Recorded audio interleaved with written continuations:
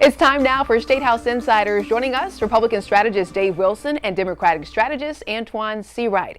Okay, it's May 1st, which means there are just 3 days left of the legislative session, and it's going to be busy. Lawmakers are pushing to get a few bills over the finish line, including education. As our state continues experiencing teacher shortages, lawmakers are considering a bill to help fill classrooms by allowing professionals with work experience to earn higher starting salaries as teachers. So my question to you all is, could that help when it comes to enticing new teachers and really retain them and keep them around? My sister's the high school principal. I come from a family who not only value education, but know and understand the importance of education, how it has become the great equalizer for my family.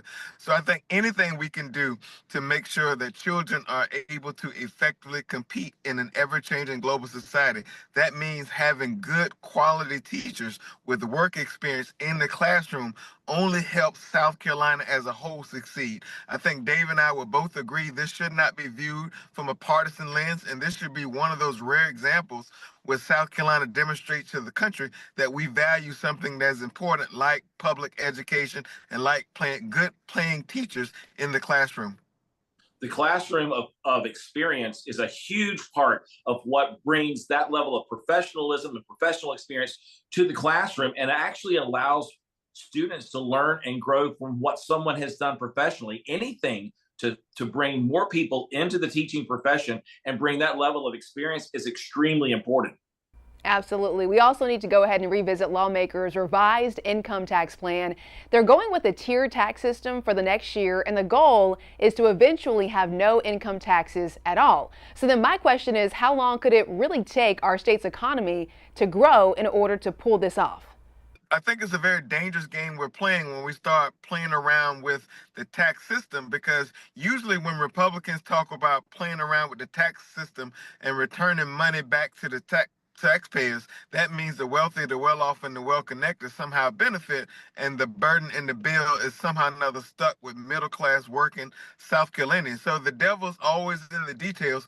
We'll see what that looks like. At the end of the day, I think that South Carolina will have a revenue problem going forward, and so we have to look at strategic opportunities in a bipartisan way to generate revenue for our state, because no one retires and moves up north. Our state continues to grow, and so we're going to have to put the resources there to support the growth, but also make sure that certain that hardworking South Carolinians can continue to afford to live in our state. It's a very important thing to start taking a look at, because we had a multi-tier system for a long time.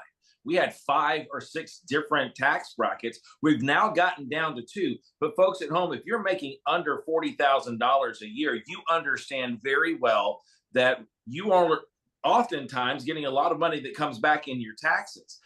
Erica, where this is actually going is the fact that if they did some sort of leveling out to a flat tax, it actually did hurt the lower income families in South Carolina, because 40% plus of our state's residents don't pay any income tax at all. And any sort of change in that system is going to end up hurting the lower end of the economic system rather than the higher end. And that's a real thing that lawmakers had to go back after they had introduced this flat tax and go, okay, wait a minute, this isn't working. What are we going to do differently? Because people are looking for ways to offset taxes and make South Carolina more competitive to other states out there. And Erica, let me just say, it's important for the media to continue to play its role, because if it had not been for the Post and Courier coming out with the article outlining how this would be detrimental to middle-class working families in South Carolina, I'm not sure lawmakers would have reversed course. It would have been a ram, jam, and screw strategy, ram it and jam it down the throats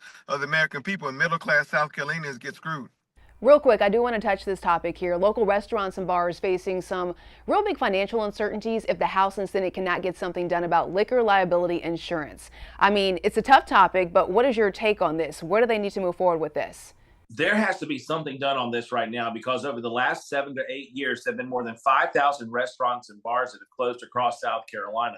We have some of the highest insurance rates. You're talking restaurants and bars out there spending $10,000, $20,000, $30,000 a month just for insurance because of the high insurance rates in this state. And it's going to strangle the industry if they don't do something in the last 3 legislative days. I agree. Sometimes our best work is done under pressure. I say that as a student who done his best work towards the end of the school term. So I hope that applies here with our lawmakers in South Carolina. But I agree with Dave. Something has to be done because those are small businesses. They tend to be the heartbeats of our communities, particularly small minority businesses like bars, restaurants, and so forth. And so I think we have to do everything we can to position them to win. So I hope this Republican majority will step up to the plate and do the right thing, as Spike Lee says. Well, Antoine and Dave, thank you so much for your time. We're going to have much more on News 19 after this quick break.